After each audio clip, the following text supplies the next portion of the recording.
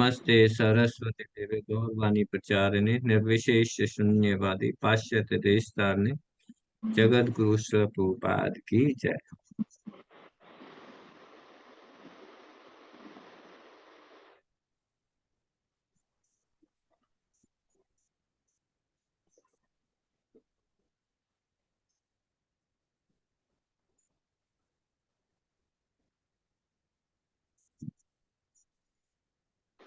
हरे कृष्णा। एक मिनट लीजिए।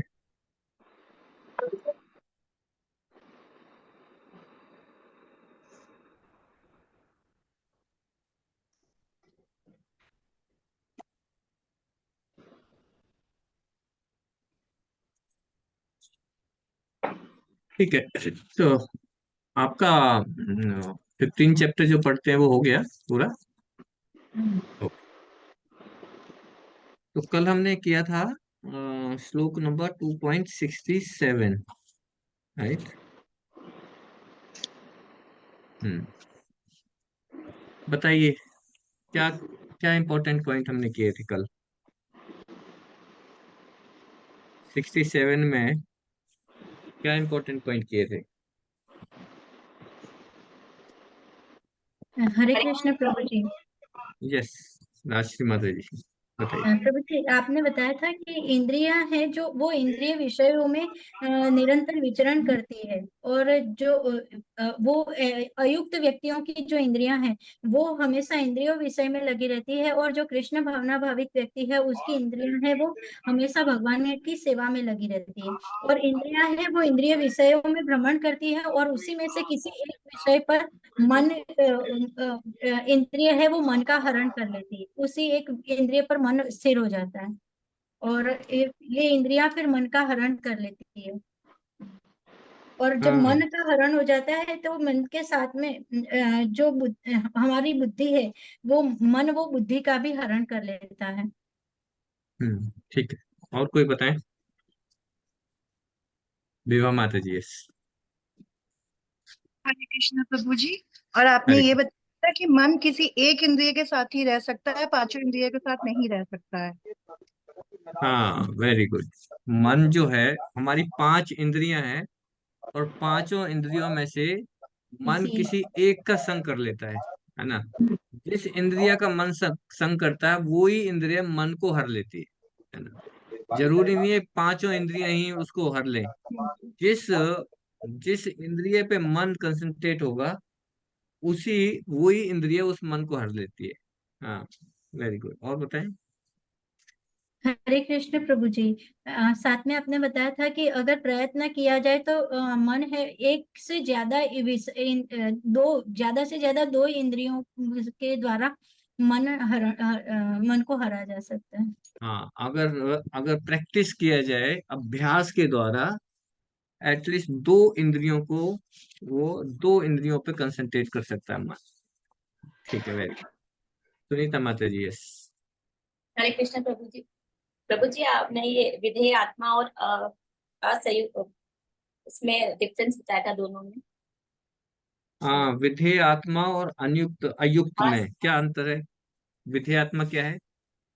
विधेय आत्मा जिसकी इंद्रिय भगवान की सेवा में लगी होती है, और जो अयुक्त अयुक्त है उसकी इंद्रिया भगवान में, मतलब भगवान में नहीं लगी होती है, भौतिक भोग में लगी होती है। हाँ, विधेय आत्मा और अयुक्त, दोनों की इंद्रियां सेम कार्य करती हैं, है ना। दोनों की इंद्रियां कार्य तो सेम करती है, विषयों में लगी होती है ना। विषयों में लगी होती है, लेकिन दोनों का रिजल्ट है वो अलग है ना। एक का रिजल्ट, विधेय आत्मा का रिजल्ट क्या है? आपको इस बंधन से मुक्ति मिल जाती है, लिबरेशन मिल जाता है। और दूसरे का रिजल्ट क्या है? वो इसी जगत में बंधा रह जाता है। ठीक है, वेरी गुड। और हरे कृष्ण प्रभु जी, आपने बताया था कि हमारा जो शत्रु है वो काम, जो इंद्रिय मन और बुद्धि पर बैठा हुआ है, तो बुद्धि पर विजय प्राप्त करने के लिए हमें बुद्धि को ही तलवार के रूप में यूज करना पड़ेगा। और वो यूज तब कर पाएंगे जब हम उसको शार्प करेंगे, भक्ति के द्वारा उसको शार्प करेंगे, और जब हमारे ज्ञान रूपी तलवार से हम उस शत्रु का दमन कर पाएंगे। हाँ, वेरी गुड। मन, बुद्धि और इंद्रिय, इन तीनों में सबसे बड़ा कौन है? बुद्धि प्रभु जी। बुद्धि। बुद्धि है ना।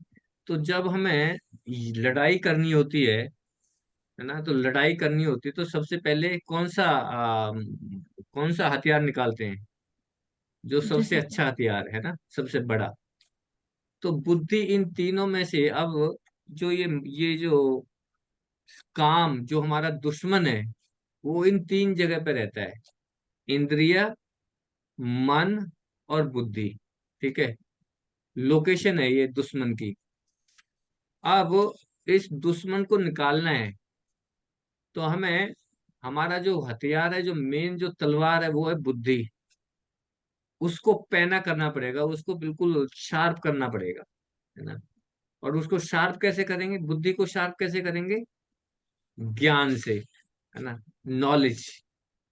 नॉलेज जब मिलेगी हमें, तब हम हमारी बुद्धि शार्प होगी। कैसी नॉलेज? शास्त्रों की नॉलेज, भगवत गीता की नॉलेज, भगवान क्या कह रहे हैं, है ना। जब भगवान की नॉलेज, जो भगवान जो कह रहे हैं, जो नॉलेज है वो मिलेगी, उससे हमारी बुद्धि शार्प होगी। और फिर बुद्धि जो है इस शत्रु को भगाएगी। कौन है हमारा शत्रु? काम, है ना। काम को ये बढ़ भगाएगी। तो अगर हमें इसको भगाना है, तो हमें बुद्धि का यूज करना पड़ेगा, बुद्धि को शार्प करना पड़ेगा। ठीक है। और कोई? हरे कृष्ण हरे प्रभु कृष्णा जी, प्रभु जी। आपने। रुकिए, राशि मत रुकिए, दूसरों को मौका दे। हाँ, हरे कौन बता कृष्ण। रहे? हरे मंगल कृष्ण माता जी, यस। यस। प्रभु जी, वैसे तो सबने कह दिया है, बट ये है कि जो मतलब बुद्धि हमारी क्यों स्थिर नहीं है, क्योंकि वो विषयों में विचरण कर रही है। तो विधेय आत्मा की तरह यदि हम उसको राग और द्वेष से मुक्त होकर गुरु की आज्ञा पालन करके भक्ति के भगवान की सेवा में अपनी इंद्रियों को लगाएं, तो हम मुक्त हो सकते हैं। और अगर हम मतलब फिर अयुक्त हैं, तो हम हमारा जो इंद्रियों का जो इंद्रियां हैं वो और माया की सेवा में लग जाएंगी। तो इसलिए उसको मतलब जैसे कैप्टन आपने समझाया था, जैसे शिप का कैप्टन होता है, अगर नाव में कैप्टन है तभी हम वो, उसके पास मैप है, तभी वो सही डायरेक्शन में लेके जा सकता है। वैसे ही हमको गुरु की शरण में रहकर शास्त्रों का पाठ करके उस ज्ञान की तलवार से अपने इंद्रियों को स्थिर करना होगा। हरे कृष्ण। हाँ, ये बुद्धि का हरण कैसे होता है? ये जो शत्रु है हमारी बुद्धि का हरण ऐसे ही कर लेता है, जैसे नाव, है ना। जैसे नाव होती है समुद्र में, पानी में नाव होती है। और जो इसकी जो वायु है ना, प्रचंड वायु, वायु का वेग पता नहीं चलता कि वायु किस डायरेक्शन में उसको लेके चली जाती है। जाना है हमारे सामने फ्रंट में, और पता चला ये वायु है, ये प्रतिकूल डायरेक्शन में हमें लेके जा रही है ना। और इस तरह से लेती जाएगी, हमें उस चीज का एहसास ही नहीं होगा कि हम कहाँ पहुंच गए, है ना। लेकिन जो एक्सपर्ट है, जो एक्सपर्ट कैप्टन है, उसे पता चल जाता है कि ये तो सीधी नहीं जाके वापस जा रही है, बैक, है ना। तो कैप्टन है हमारा कौन? गुरु, है ना। गुरु हमारे कैप्टन है। और फिर गुरु जो है ना, मैप की सहायता से हमें इस भव सागर से निकाल देते हैं, है ना। मैप क्या है हमारा? भगवत गीता। हमारे जितने भी शास्त्र हैं, भगवत गीता, भागवतम, ये मैप है। इनको पढ़ के, इनका सहारा लेके हम जो है इस भव सागर से निकल सकते हैं। इसलिए Bhagavad Gita, Bhagavatam the most important, है ना। ये मैप है, मैप के बिना हम समुद्र से नहीं निकल सकते, है ना। चाहे कितना ही हमें तैरना आता हो, है ना। मान लो मैं बहुत बड़ा स्विमर हूँ, बहुत अच्छी स्विमिंग आती है, और समुद्र में गिर गया मैं, तो एक स्विमर क्या समुद्र में से बच सकता है? कितनी स्विमिंग आती है, कितने एक्सपर्ट स्विमर है, ही कैन नॉट एस्केप, बच नहीं सकता, मरेगा ही मरेगा। क्यों? कितना तैरेगा? समुद्र की तो कोई लिमिट नहीं है, उसे उसे किनारा ही नहीं मिलेगा। जितनी मेहनत करके जितना ज्यादा एफर्ट लगाएगा समुद्र में, उतना ही जल्दी मरेगा। समुद्र का पता है आपको? जब व्यक्ति समुद्र में गिर जाता है ना, तो जितनी ज्यादा कोशिश करेगा ना, वो उतनी जल्दी मरने वाला है। क्यों? उसकी एनर्जी उतनी जल्दी वेस्ट, खत्म होने वाली है ना। क्योंकि समुद्र में जब हमें ट्रेनिंग दी जाती थी, समुद्र की ट्रेनिंग होती है ना, तो समुद्र में अपने आप को कैसे ज्यादा देर तक सरवाइव कर सकते हैं, है ना, उस चीज की ट्रेनिंग दी जाती है ना। मैं तो ऑयल फील्ड में काम किया, तो मुझे ये ट्रेनिंग मैंने ली है। तो उसमें क्या सिखाते हैं कि समुद्र में गिर जाते हैं तो लाइफ जैकेट पहनी होती है। लाइफ जैकेट पहन के, और जितने भी लोग हैं, एक दो, अगर दो लोग हैं तो दोनों लोग मिलके पकड़ के एक दूसरे से चिपके रहो बस। ना हाथ मारना ना पैर मारना है। जितना ज्यादा हम एफर्ट करेंगे, उतनी ज्यादा हमारी एनर्जी निकल जाएगी शरीर से, और एनर्जी निकलते ही फिर क्या होता है, वहां पे जब पानी में जब गिरे रहते हैं, पानी में जब गिरे रहते हैं, तो फिर हाइपोथर्मिया, है ना, पानी में से ही हमें वो जो है, वो हाइपोथर्मिया हो जाता है ना। बिना डूबे ही हम मर जाते हैं, बिना डूबे ही हमारा हार्ट बंद हो जाएगा, है ना। तो करना क्या होता है कि जितनी ज्यादा देर तक आप अपनी एनर्जी को होल्ड करके रख सकते हो, वो दैट इज सफिशिएंट, है ना। जब तक आपको कोई बाहर से कोई हेल्प नहीं मिलेगी, तब तक आप बच नहीं सकते, है ना। तो बाहर से हेल्प कैसे आएगी? या तो बोट के द्वारा आएगी, या कोई हेलीकॉप्टर आएगा, है ना, या बाहर से कोई जो है आपको पकड़ने के लिए, उसको होल्ड करने के लिए कुछ फेंकेगा, लाइफ बेस्ट फेंकेगा, लाइफ जैकेट, कुछ कुछ ना कुछ फेंकेगा, है ना। तभी आप बच सकते हैं, वरना तो नहीं बच सकते समुद्र में। तो इस भव सागर से अगर निकलना है, तो फिर हमें आउटर, है ना, नाव की जरूरत है। अब नाव तो मिल गई। नाव क्या है? हमारा ये शरीर, ये जो शरीर है, ये हमारे एक नाव के समान है, नौका है। अब इस नौका पे चढ़ तो गए हैं, लेकिन चढ़ के अब इसको किनारे तक लेके भी जाना है, किनारे तक लेके जाना। अब नौका में चढ़ गए, लेकिन नौका चलाने नहीं आती, तो फिर कैसे होगा? पहुंच ही नहीं पाएंगे। तो नौका को चलाने वाला चाहिए, वो है हमारे गुरु, शिक्षा गुरु, दीक्षा गुरु है। और फिर वो जो दीक्षा गुरु और शिक्षा गुरु है हमारे, वो क्या करते हैं, मैप की सहायता से जिस डायरेक्शन में जाना है, उस नाव को उसी डायरेक्शन में ले जाते हैं। ठीक है, और कोई पॉइंट? प्रभु जी, बुद्धि और मन वाली सीरीज पूछनी थी, वो मैं भूल गई। सबसे नीचे क्या था और सबसे ऊपर क्या था? ओके मिट्टू माता जी, सबसे नीचे है इंद्रियां, ठीक हाँ है। जी। इंद्रियों के ऊपर है मन, हाँ जी। मन के ऊपर है बुद्धि, हाँ जी। बुद्धि के ऊपर है आत्मा, बुद्धि के ऊपर है आत्मा, पर, ठीक। और आत्मा के ऊपर है परमात्मा। परमात्मा, हाँ जी। ठीक है। तो ठीक। होना तो ये चाहिए कि हमें अपने सुपीरियर की बात माननी चाहिए, है ना, अपने सीनियर की बात माननी। मान लो बुद्धि है, तो बुद्धि को किसको फॉलो करना है? आत्मा को फॉलो करना चाहिए, है ना। मन है, मन के ऊपर बुद्धि है, मन को किसको फॉलो करनी चाहिए? बुद्धि की डायरेक्शन आनी चाहिए। लेकिन ये होता उल्टा है ना। मन जो है इंद्रियों की बात मान लेता है, और फिर बुद्धि जो है वो मन की बात मान लेती है ना।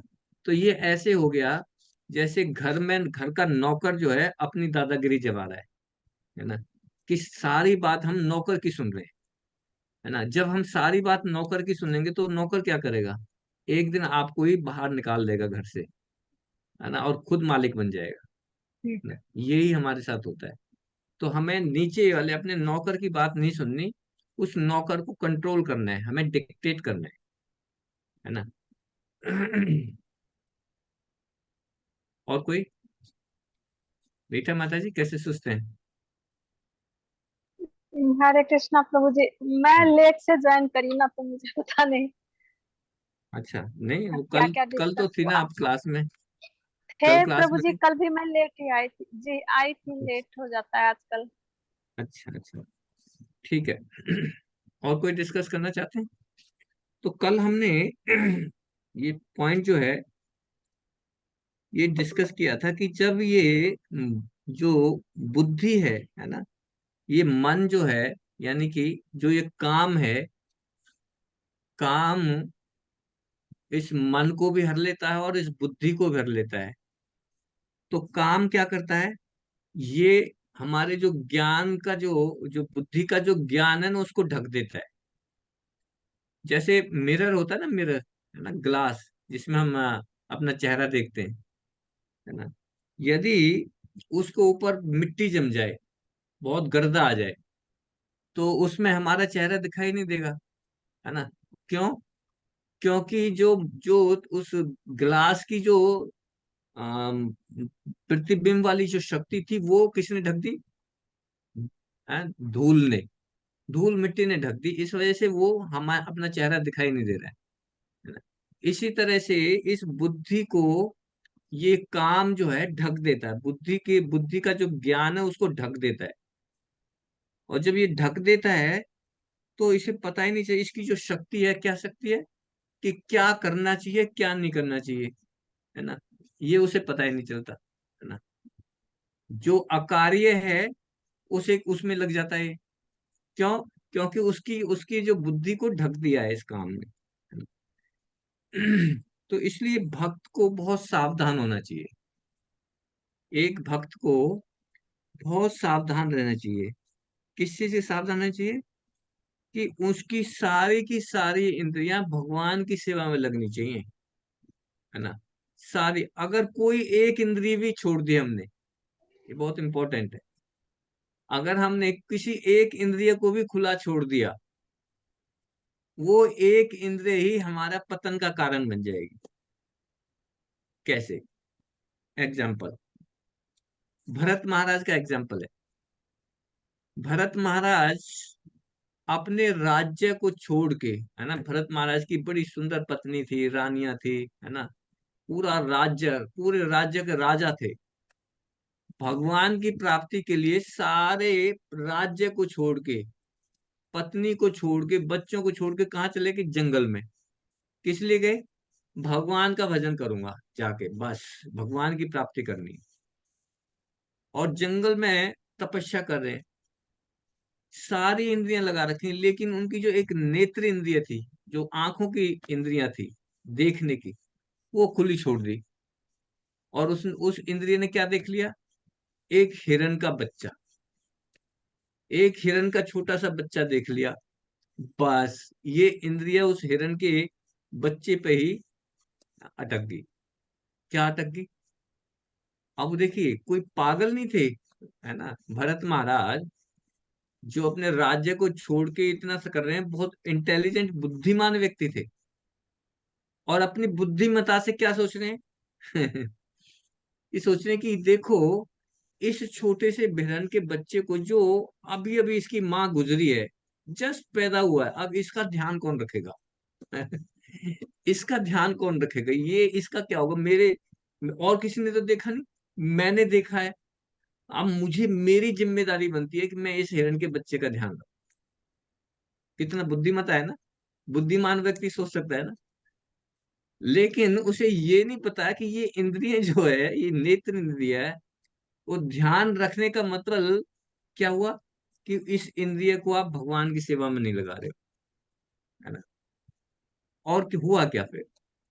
इस इंद्रिय के द्वारा जब उसके हिरण के बच्चे की, इधर जाता तो इधर, इधर जाता तो इधर, जहां पे भी हिरण जाता उसकी ध्यान में लगा रहता कि ये इसको कोई खा ना जाए। क्यों? मैं तो बुद्धिमान हूँ, बुद्धिमान हूँ, अरे मुझे इसका ध्यान रखना है भाई, है ना, बुद्धिमान। लेकिन उसका ध्यान रखते रखते उसकी इंद्रिय को, उसकी उसकी इंद्रिय को उसकी इंद्रिय में जो काम था, है ना, उसको हर ली, है ना, बुद्धि को हर लिया।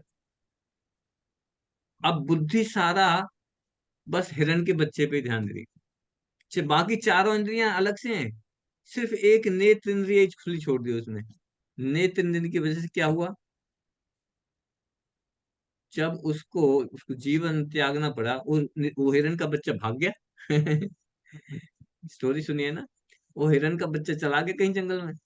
अब चला गया तो अब उसको जो है ना, भरत मार गई होगी, पता नहीं कहाँ चला गया, मर गया होगा, कोई खा गया होगा।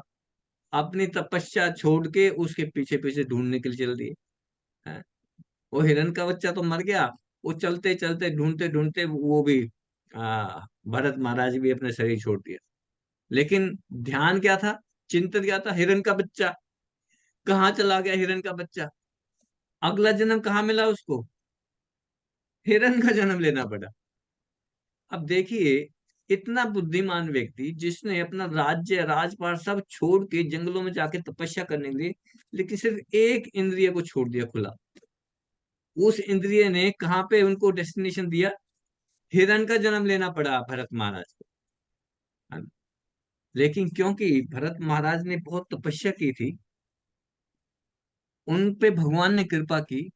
क्या कृपा की, कृपा ये की कि उनको याद रहा कि पिछला जीवन मेरा कैसा था, पिछले जीवन में क्या घटना घटी थी, ये याद रहा कि मैंने इतनी तपस्या की, मैं राजा था, सब कुछ का, एक हिरण के में ध्यान लगाने की वजह से मुझे हिरण का जन्म लेना पड़ा, ये चीज उसको याद रहा। ये भगवान की कृपा से होता है ना। कई बार होता है ना, पिछले जन्म में याद रहता है। बहुत सारे लोग होते हैं, पिछले जन्म में याद रहता है मैंने पिछले जन्म में क्या था। तो वो भगवान की कृपा की वजह से भरत महाराज को याद था। तो फिर उन्होंने निश्चिंत कर लिया कि अब जो है, फिर क्या हिरण के शरीर में फिर वो ज्यादा दिन नहीं रहे। जब उन्हें याद रहा कि मैं कैसे, मेरा कितना पतन हो गया, मैं हिरण के शरीर में आ गया, तो सोचते सोचते सोचते सोचते बहुत जो है ना तप वो करने लगे, खाया पिया कुछ नहीं। और फिर बहुत जल्दी हिरण का शरीर छोड़ के फिर किसका जन्म मिला उन्होंने, जड भरत का। है ना, जड भरत, जड भरत माने उनको पूरी नॉलेज थी, लेकिन अपने आप को जड़, जैसे चीज होती है ना जड़, जैसे मोबाइल है, जड़ है, अपने आप नहीं चल सकता। जड़ मतलब कोई सेंसेशन नहीं है। तो बिल्कुल ऐसे अपने आप को प्रेडिक्ट किया कि मुझे तो कुछ नॉलेज ही नहीं है, मैं तो पागल हूँ बिल्कुल, अवधूत। है ना, जड़ भरत। तो यहाँ पे कहने का मतलब क्या है कि अगर हमने पांचों इंद्रियों में से किसी एक इंद्रिय को भी खाली छोड़ दिया, तो वही इंद्रिय हमें हमारा पतन करा सकती है। ठीक है। तो भक्त को बहुत सावधान रहना चाहिए। सारी इंद्रिय हमारी कहाँ होनी चाहिए, भगवान की सेवा में लगनी चाहिए। वरना तो माया, ये माया इतनी प्रबल है कि परोपकार, साम्यवाद, परमार्थ, ऐसे लगता है कि मैं तो परोपकार करता हूँ, है ना, मुझे तो भला करना है जी। है ना, कोई बीमार है या उसका देखो कितना दुख पा रहा, मैं उसकी उसकी उसकी हेल्प कर देता हूँ। है ना? ये हेल्प करने के चक्कर में पता चला हमारा ही पतन हो गया। है ना। तो अब क्वेश्चन ये उठता है कि क्या प्रभु जी किसी की हेल्प नहीं करनी चाहिए। वैलिड क्वेश्चन है ना, कि क्या हमें किसी की हेल्प नहीं करनी चाहिए। फूफा जी कहते हैं कि विश्व में, जितने भी वर्ल्ड में, सभी लोग दुखी हैं। Every one is, no one is happy. किसी को फिजिकल प्रॉब्लम है, किसी को मानसिक प्रॉब्लम है। अगर ये सोचें कि ये तो दुखी है और ये दुखी नहीं है, तो गलत होगा। किसी को शारीरिक दुख है, किसी को मानसिक दुख है ना, है दुखी सभी। और अपने अपने कर्मों के बेसिस पे ये दुखों का कोटा अलॉट हुआ सभी को। अब हम किसी की कितनी भी हेल्प कर लें, उसका दुख दूर नहीं हो सकता। मान लो कोई व्यक्ति बीमार है, एग्जाम्पल, और आपने उस बीमार व्यक्ति की हेल्प की, उसको आप हॉस्पिटल ले गए, ठीक है, दवाई दिला दी, उसकी बीमारी ठीक होगी। अच्छा, उसकी बीमारी तो ठीक हो गई, वो बीमारी तो ठीक होती, उसे जो कष्ट मिलना था, अब वो कष्ट उसको दूसरी तरह से मिलेगा, किसी ना किसी दूसरी तरह से उसको दुख मिलेगा, मिलेगा जो उसके कोटा है। He has to bear it. ठीक है। तो पहला पॉइंट तो ये है कि जो भी दुखी है व्यक्ति, उसको अपना दुख भोगना ही है ना।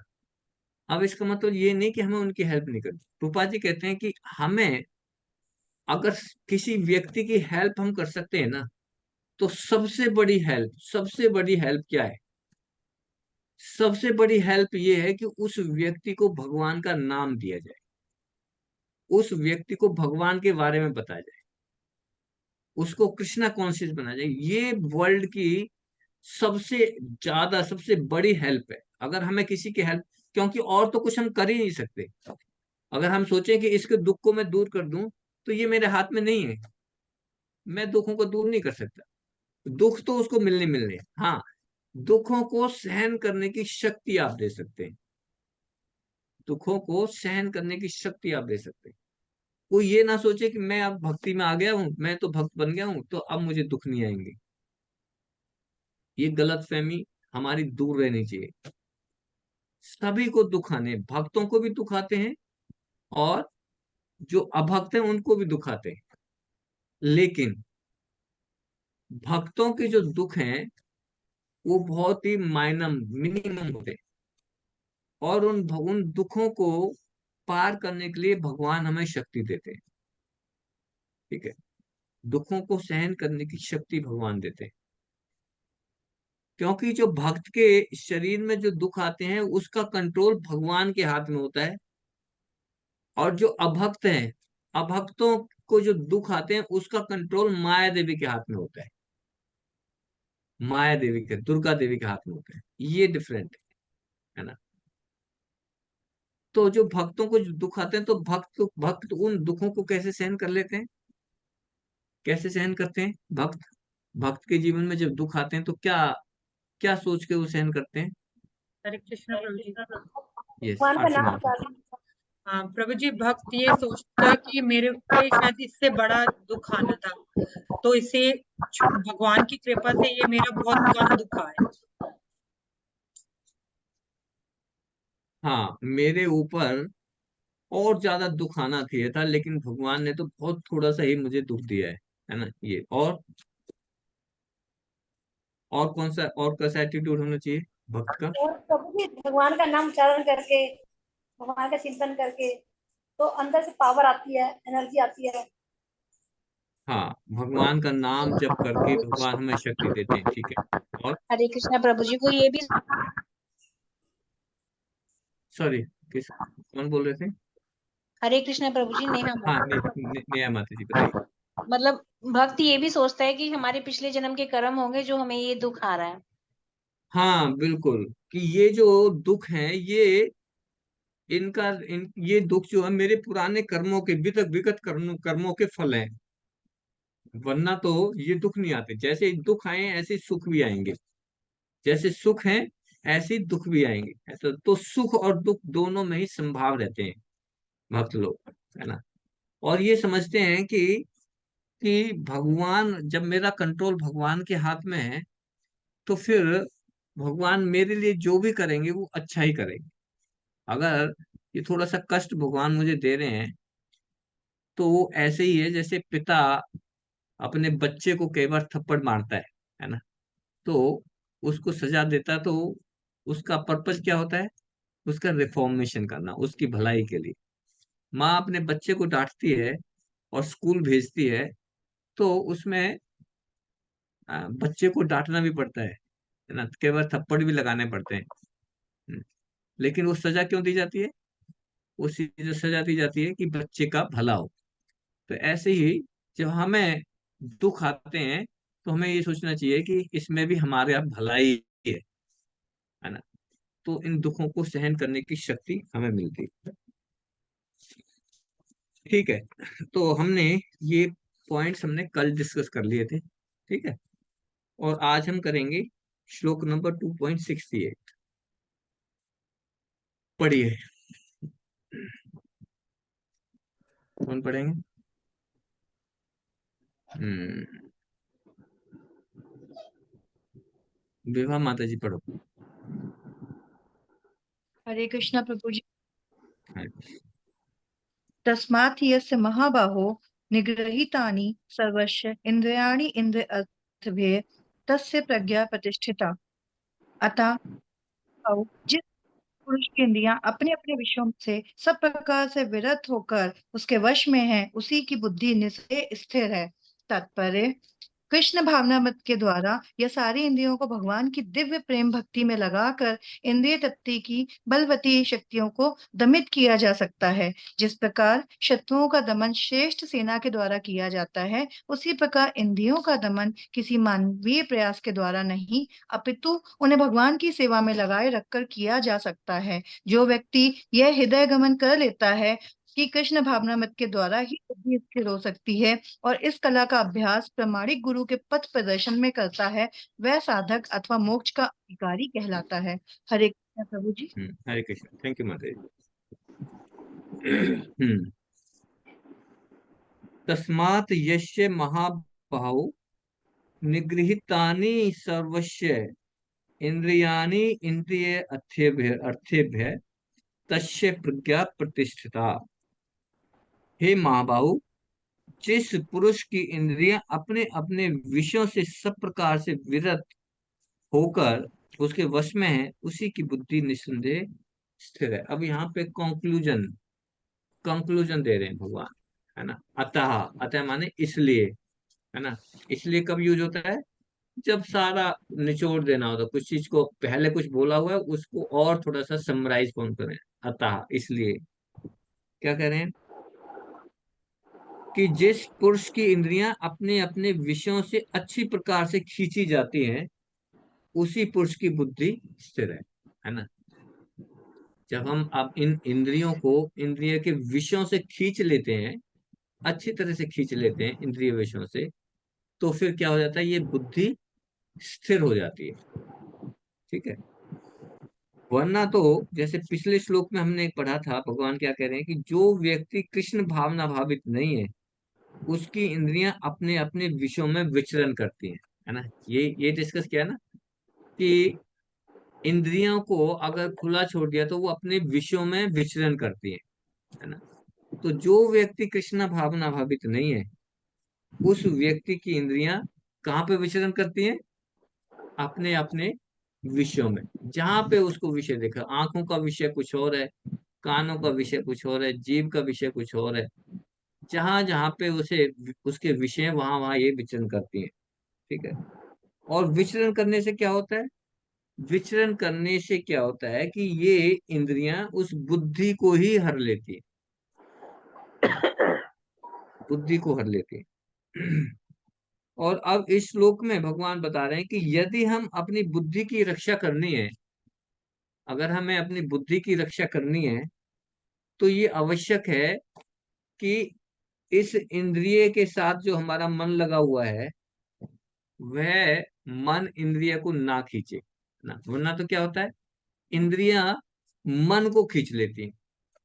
जिस इंद्रिय विषय में लगा है मन, फिर ये इंद्रियां जो हैं उस मन को अपनी तरफ खींच लेती हैं। तो हमें करना क्या है?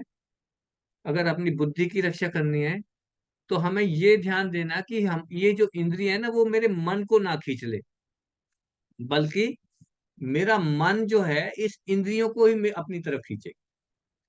मन जो है, देखिए, मन हमारा सबसे बड़ा शत्रु है और सबसे अच्छा दोस्त भी है ना। मन जो है हमारा शत्रु भी है और दोस्त भी है। जब हम ये मन हमारी बात मानता है, तब तो ये हमारा दोस्त है। और जब ये मन हमें हमें ही खींच ले जाता है, हमारी कोई भी बात नहीं मानता, तो ये हमारा दुश्मन है। तो हमें इस मन को बुद्धि के द्वारा कंट्रोल करना है ना। तो ये ध्यान रखना है कि ये जो मन है ना, ये इस मन को ये इंद्रियां खींच ना ले जाएं, है ना। मन को इंद्रियां अपनी तरफ ना खींच ले जाएं। इसलिए पुपा जी कहते हैं कि इंद्रियों से ज्यादा ध्यान देने वाली बात है मन, कि अगर मन को आपने भगवान की सेवा में लगा दिया, अगर मन को भगवान के चिंतन में लगा दिया, तो ये इंद्रियां भी कंट्रोल हो जाती, ये इंद्रियां भी क्योंकि मन को स्ट्रोंग कर रहे हैं हम। अभी क्या होता है, मन हमारा बहुत ही दुर्बल है। जैसे ही इंद्रियां को कुछ चाहिए, इंद्रियों को इंद्रिय विषय मिले नहीं, आग जली नहीं, आग जली नहीं तो उसमें पावर आ जाती है, पावर आ जाती है तो फिर वो मन को अपनी तरफ खींच लेती है, और जैसे ही मन को खींच लेती है, मन का हरण कर लेती है, और मन के साथ बुद्धि कनेक्ट है ना, तो फिर वो बुद्धि को भी खींच लेती है। तो जो इन दोनों के बीच का, बीच वाला पॉइंट है जो मन है ना, रूपा जी कहते हैं इस मन को आप भगवान के चिंतन में लगा दो। तो जब मन को स्ट्रॉन्ग कर दे, भगवान के चिंतन में लगाने का मतलब है कि मन को हम स्ट्रॉन्ग कर रहे हैं, तो फिर ये इंद्रियां हमें नहीं खींचेंगी, फिर ये इंद्रियां मन के पास ही आ जाएंगी, ये इंद्रियां भी फिर भगवान की सेवा में लगी। ठीक है, तो यहाँ पे तस्मात, तस्मात का मतलब अतः है, इसलिए। तो भगवान यहाँ पे अपनी शिक्षा को इस श्लोक से जोड़ते हैं और क्या कह रहे हैं कि हे अर्जुन, यदि इंद्रियां अपने अपने विषयों में विचरण करती हैं, उन पर किसी प्रकार का नियंत्रण नहीं होता है, तो वे इंद्रियां मन सहित बुद्धि का अपहरण कर लेती हैं। समझ में आ रहा है, समझ में आ रहा है सभी को कि इंद्रियां जब विषयों में विचरण करती हैं, तो ये इंद्रियां मन का अपहरण कर लेती हैं। ठीक है, जो व्यक्ति इन इंद्रियों को अपने विषयों से अच्छी तरह से नियंत्रित कर लेता है, उसकी बुद्धि स्थिर हो जाती है ना। तो अगर हमें बुद्धि स्थिर करनी है तो क्या करना पड़ेगा, क्या करना पड़ेगा? हरे कृष्ण प्रभु जी, हमारे मन को भगवान की सेवा में लगाना पड़ेगा। अपने मन को भगवान की सेवा में लगाना पड़ेगा। Very good. तो हमारी फिर ये बुद्धि स्थिर होगी। तस्मात, तस्मात अश्य महाभाव, महाभाव अर्जुन के लिए कह रहे हैं महाभाव। महाभाव कौन होता है? शक्तिशाली, बहुत शक्तिशाली, महाभाव है ना। महाभाव अर्जुन जो है बहुत शक्तिशाली था, है ना। कितने सारे युद्ध उसने अपने लेवल पे जीते, अकेले लेवल पे। जैसे विराट का युद्ध है ना, विराट में कौरवों की पूरी सेना थी, कर्ण भी था, भीष्म पितामह भी थे, द्रोणाचार्य भी थे, सारे पूरे महारथी थे। और उधर विराट में अर्जुन अकेले, अकेले ने अपने लेवल पे पूरा युद्ध जीत लिया, सभी को भगाया, है ना। जयद्रथ, है ना, जयद्रथ को मारना आसान नहीं था, है ना। सारी सेना जो है, पूरी कौरवों की सेना उसकी रक्षा में आ गई, है ना। तो अपने लेवल पे बहुत कुछ अर्जुन ने के बहुत सारे युद्ध, महाबाहु, है ना, बहुत बल शक्तिशाली था। तो यहाँ पे भगवान महाबाहु कहने का मकसद यहाँ पे क्या इंगित करना चाहते हैं कि जैसे आप जो है अपने शक्तिशाली, अपनी शक्ति के द्वारा अपने युद्ध में अपने जो दुश्मनों को आप कंट्रोल करते हो, दुश्मनों को मारते हो, उसी तरह से आप जो है अपनी इंद्रियों को भी शक्ति के द्वारा कंट्रोल करो, इन इंद्रियों को भी कंट्रोल करो आप। इस बुद्धि की सुरक्षा भी आपको करनी है। जैसे आप युद्ध में अपने सैनिकों की सुरक्षा करते हो, ऐसे ही आपको अब बुद्धि की सुरक्षा करनी है, क्योंकि आप महाभाव हो, आप तो शक्तिशाली हो। तो इसी तरह से आपको शक्तिशाली बनना है, जिससे कि आप इस शत्रु की, इस शत्रु का दमन कर सको। कौन से शत्रु का? काम, इस काम शत्रु का दमन कर सको, है ना। आप तो महाभाव, इसलिए महाभाव शब्द का यूज कर रहे हैं यहाँ पे। ठीक है, फिर क्या है? तस्मात अश्य महाभाव निगृहीतानि सर्वशा, निगृहीतानि सर्वशा, है ना। निगृहीतानी का मतलब है जिसने अपने जिस व्यक्ति ने इन इंद्रियों को इंद्रिय विषयों से विरक्त कर लिया है ना।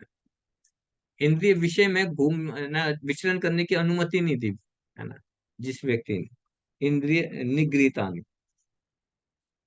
तो यहाँ पे आप देखिए प्रभुपाद जी इस वर्ड का मीनिंग बताते हैं विरक्ति, है ना, कि विषयों से विरक्ति, विषयों से विरक्ति करना, कि जो विषय है हमें उससे दूर हटना है, इन इंद्रियों को विषयों में नहीं लगाना, वरना तो सबसे पहले विषय ही हमें हमारे ऊपर अटैक करते हैं। जैसे कोई राजा अगर अपनी सेना के बल पे शत्रुओं का दमन करता है ना, तो उसी तरह से यहाँ पे बता रहे हैं कि इन इंद्रियों को कंट्रोल करने के लिए भी हमें बहुत बड़ी शक्ति की जरूरत है, और वो हम अपने लेवल पे इन इंद्रियों को कंट्रोल नहीं कर सकते, अपनी शक्ति के लेवल पे इन इंद्रियों को कंट्रोल नहीं कर सकते। अगर इन इंद्रियों को कंट्रोल करना है तो हमें क्या करना पड़ेगा? कृष्ण भावना अमृत, कृष्णा कॉन्शियस बनना पड़ेगा। कृपा, भगवान की कृपा चाहिए इन इंद्रियों को कंट्रोल करने के लिए, है ना। कृष्णा कॉन्शियस में आना पड़ेगा, तभी हम इंद्रियों को कंट्रोल कर सकते हैं। अब देखिए इतने सारे श्लोक है ना, पिछले मेरे ख्याल से 54 या 52 से इंद्रियों के बारे में चल रहा है। भगवान जो है 12-13 श्लोक जो है सारा सारा सेंसेस के ऊपर ही दे रहे हैं प्रवचन सारा, है ना। तो ये इंद्रियां जो हैं इसमें बता रहे हैं कि ये इंद्रियां इतनी शक्तिशाली हैं, इसको अपने लेवल पर कंट्रोल नहीं किया जा सकता। इनको कंट्रोल करने के लिए हमें कृष्ण की कृपा चाहिए, हमें कृष्णा कॉन्शियस का सहारा लेना पड़ेगा, वरना तो इनको कंट्रोल नहीं कर सकते, है ना। ये इसका सारांश है। जब हम इसको कृष्णा कॉन्शियस में लगा देते हैं तभी हमारी बुद्धि स्थिर होगी, और जब बुद्धि स्थिर होगी तो फिर हम जो है मोक्ष के अधिकारी होंगे, लिबरेशन के अधिकारी होंगे, तब हम इस आ, बंधन से छुटकारा हमें मिलेगा, है ना।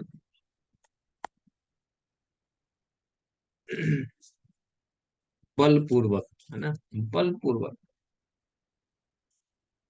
लेकिन कई बार ऐसा होता है कि प्रारंभ में ना, स्टार्टिंग में इन इन पे बल भी यूज करना पड़ता है, इन इंद्रियों को कंट्रोल करने के लिए, इन इंद्रियों के विषय से अलग करने के लिए इन पे स्टार्टिंग में बल यूज करना पड़ता है, स्ट्रिक्टनेस दिखानी पड़ती है। लेकिन बाद में पता चलता है कि बाद में कुछ समय के बाद वो ये इंद्रियां अपने आप ही, फिर उसको बल की जरूरत नहीं है, फिर उसको बल की जरूरत नहीं, वो अपने आप ही, हाँ, भगवान की सेवा में लग जाती है। तो स्टार्टिंग में हमें, है ना, स्टार्टिंग में हमें हमारे जो गुरु हैं, हमारे काउंसलर हैं, वो आपको जबरदस्ती लगाते हैं, जबरदस्ती सेवा में लगाते हैं, और हमारा मन लगना नहीं चाहता, है ना। ऐसा लगता है कि मुझे किस सेवा क्यों मिली है ये, मैं क्यों करूं। लेकिन गुरु अपना जो है ना अधिकार जमाते हैं उस पे, जबरदस्ती सेवा में लगाते हैं, और कुछ दिनों के बाद फिर क्या होता है, फिर अपने आप ही जो मन करता है कि मुझे सेवा करनी। जैसे एग्जाम्पल देखे हैं रूपात जी, जब पीलिया जॉन्डिस हो जाता है ना, किसको जॉन्डिस, तो जॉन्डिस जब हो जाता है तो उसको मिठाई, है ना, मिश्री, मिश्री भी खिलाओ तो उसको कड़वी लगती है ना, कड़वी लगती है। लेकिन डॉक्टर क्या करता है, उसको मिठाई खिलाता है। उसको कड़वा लगता है लेकिन मिठाई खिलाता है ना, गन्ने का जूस पिलाता है। गन्ने का जूस उसे कड़वा लगता है लेकिन उसे जबरदस्ती पिलाया जाता है, स्टार्टिंग में फोर्स। लेकिन स्टार्टिंग में फोर्स करने के बाद जब पीलिया ठीक हो जाता है, जब जॉन्डिस ठीक हो जाता है, तो फिर क्या होता है, वही गन्ने का जूस उसे मीठा लगने लगता है। फिर उसको बल यूज नहीं करना होता, है ना। फिर उस पे फिर अपने आप ही ऑटोमेटिकली जूस पीने लग जाता है, मिठाई खाने लग जाता है। तो स्टार्टिंग में ऐसे लगता है कि हमें बल यूज करना पड़ेगा, भगवान कृष्ण की सेवा में एंगेज होने के लिए हमें फोर्स की जरूरत है ना। और वो फोर्स कौन दिखाएंगे, वो फोर्स कौन लगाते हैं, हमारे काउंसलर, हमारे शिक्षा गुरु, हमारे दीक्षा गुरु, है ना। आपको जबरदस्ती आपको लगाएंगे, सेवा में लगेंगे। लेकिन जैसे ही आप सेवा में लगेंगे, जब सेवा करेंगे तो क्या होगा, कृष्ण भावना का उदय होगा। हम पिछले पिछले श्लोक में पढ़ा था ना कि जब हम भगवान की सेवा में एंगेज होंगे ना, फिर ये सेवा की भावना उदय होगी। स्टार्टिंग में तो हम फोर्सफुली कर रहे हैं, लेकिन जब हम एंगेज हो जाएंगे तो फिर भगवान की कृपा से क्या होगा, ये भावना, सेवा की भावना उदय होगी हमारे शरीर में। फिर मन करेगा कि नहीं, अब तो मुझे करना है, अब तो भगवान की सेवा करनी है।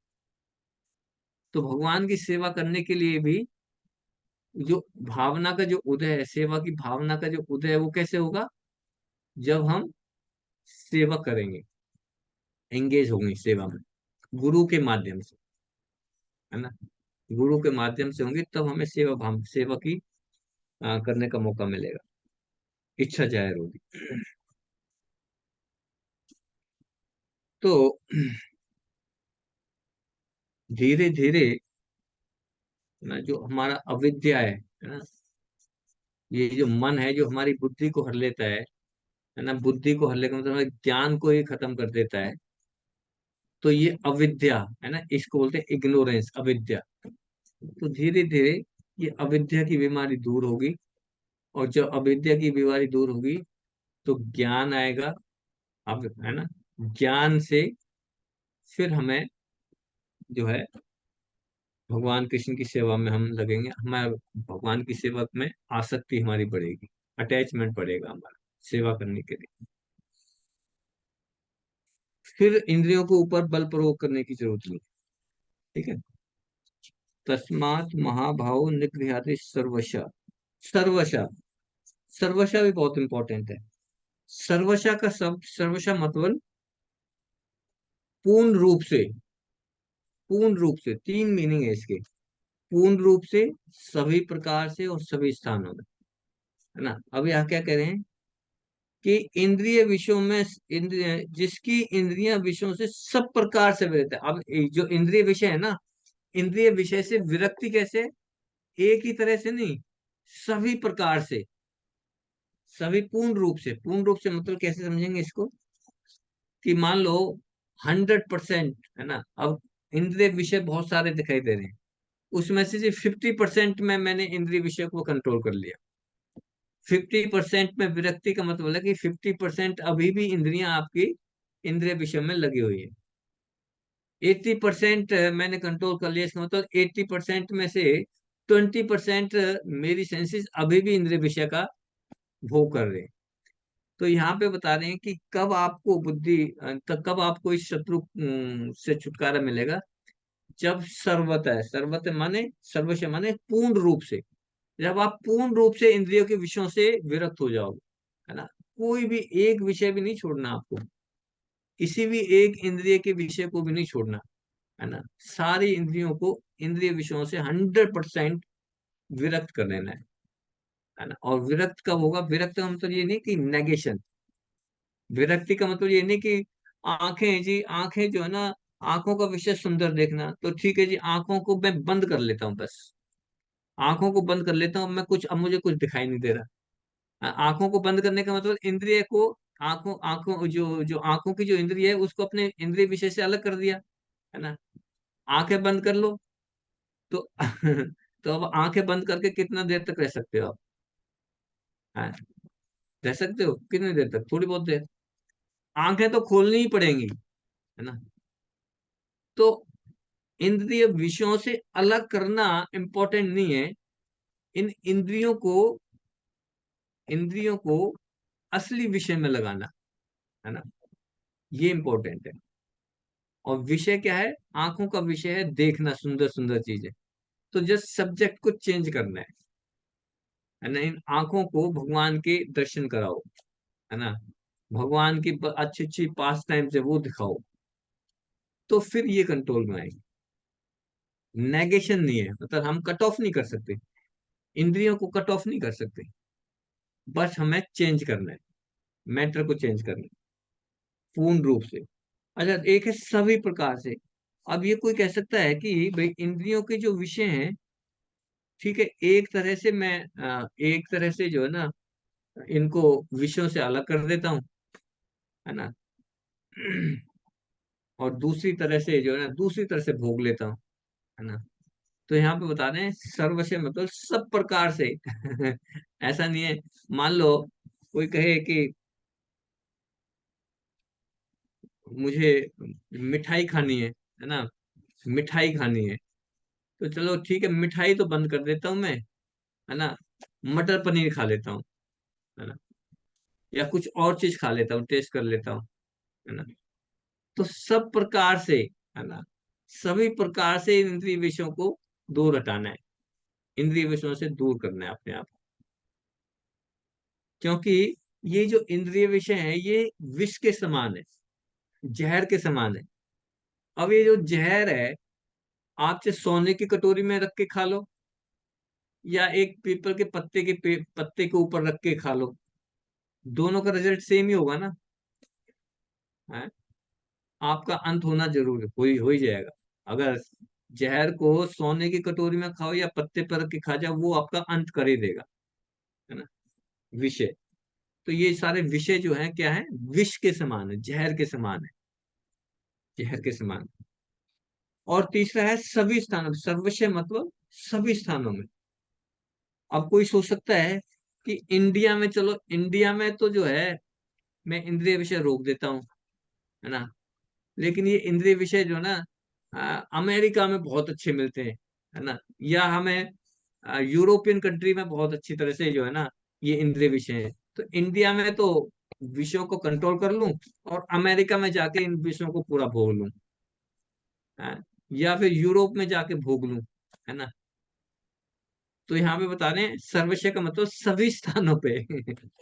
सभी स्थानों पे, किसी भी स्थान में नहीं है, ये नहीं है कि इंडिया में ही बंद कर दो, है ना, बाहर जाके थाईलैंड में जाके भोग लो, या यूरोप में चले जाओ, या अमेरिका में चले जाओ। यहाँ पे कह रहे हैं सभी स्थानों पे, इंद्रिय सभी स्थानों में इंद्रिय विषयों से कट ऑफ होना है, ठीक है। और इन सब का एक ही तरीका है। इतनी सारा हमने डिस्कशन किया, है ना, इतना सारा डिस्कशन किया इस सेंसेस के ऊपर, है। इस सेंसेस को अगर कंट्रोल करना है तो क्या है summary, what is the end result, इतने डिस्कशन के बाद आपने क्या पाया, what is the end result.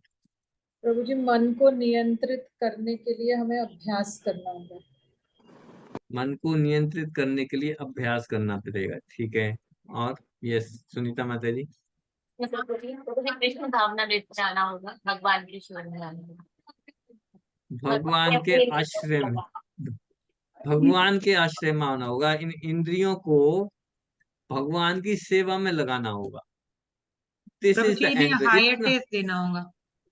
High test देना होगा, वेरी गुड। इन इंद्रियों को हम का बंद कमरे में बंद करके नहीं रख सकते, कि बंद कमरे में रख दो जी सारा, ना तो आंखों को दिखाई देगा, ना जीव को कुछ मिलेगा, ना कानों को कुछ सुनाई देगा, बंद कमरे में लॉक लगा दो। आप ये नहीं कर सकते। ये तो ओपन में ही रख के सारे कुछ अपने सामने रहेगा, उसके बावजूद फिर आपको कंट्रोल करना है ना? तो ये इसका कंट्रोल का जो जो मेन जो पॉइंट है वो ये है कि इन इंद्रियों को अपने आप को भगवान की सेवा में एंगेज कर दो।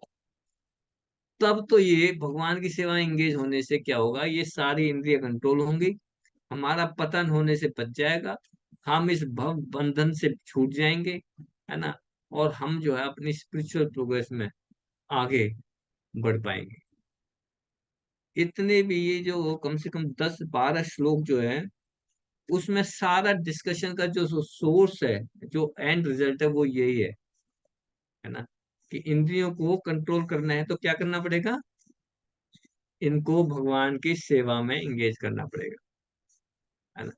जैसे ही हम इनको भगवान की सेवा में एंगेज करेंगे, तो फिर क्या होगा कि ये जो हमारी बुद्धि है ये स्थिर हो जाएगी। फिर ये बुद्धि जो है ना भटकेगी नहीं, कब ना इधर कभी इधर, कभी इधर कुछ, ये एक जगह पे रहेगी, शांत, है ना। बुद्धि स्थिर होने का मतलब है फिर हमें शांति मिलेगी।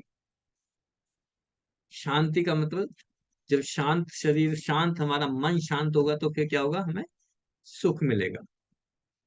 सुख, अगर हमें सुख चाहिए तो इन इंद्रियों को कंट्रोल करना पड़ेगा। जब तक ये इंद्रिय कंट्रोल में नहीं है ना, तब तक हम तीनों तापों से जो है ना झेलते रहेंगे। तीनों तापों का वही कर, मतलब ये तीनों ताप हमें सताते रहेंगे। और अगर मन शांत हो गया हमारा, तो फिर ये तीनों ताप भी शांत हो जाते हैं, है ना। ये हमने, तो इसमें बड़े अच्छे अच्छे उपदेश हैं, भगवान ने हमें इस इंद्रियों के बारे में बताए। तो आज का श्लोक हम यहीं पे खत्म करते हैं। और भी कुछ रहेगा क्या? अ, प्रज्ञा प्रतिष्ठा। हम्म? हाँ, एक ये रह गया ना। हाँ, प्रज्ञा प्रतिष्ठा मतलब कि उसकी बुद्धि स्थिर हो जाएगी। प्रज्ञा प्रतिष्ठा, है ना। बुद्धि स्थिर हो जाए, प्रज्ञा माने बुद्धि और प्रतिष्ठा माने स्थिर, है ना। तो जब हम ये ऐसा करेंगे तो फिर ये हमारी बुद्धि स्थिर हो जाएगी। ठीक है, यहीं पे फिनिश करते हैं। माता जी, श्रील प्रभुपाद की जय। वांछा कल्पतरुभ्यश्च कृपा सिंधुभ्यश्च पतितानां पावनेभ्यो वैष्णवेभ्यो नमो